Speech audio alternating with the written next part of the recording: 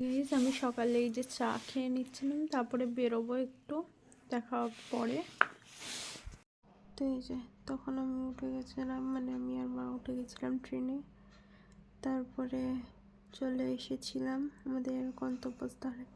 তোমরা বলো তো এটা কোথায়? আচ্ছা আমি বলছি, এটা হলো শ্যামনগর, ইচাপুর শ্যামনগর।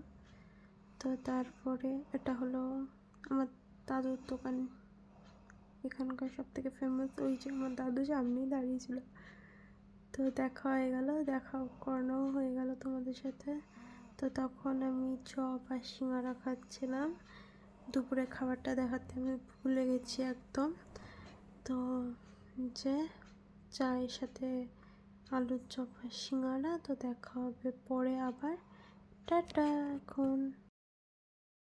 তো দুপুরে দেখাতে ভুলে গেছিলাম, দুপুরে এই যে ডাল, মাংস আছে, যে আলু আর কপি দিয়ে ভাজা, ভাত, আর এই যে রুটি খাবো এখন।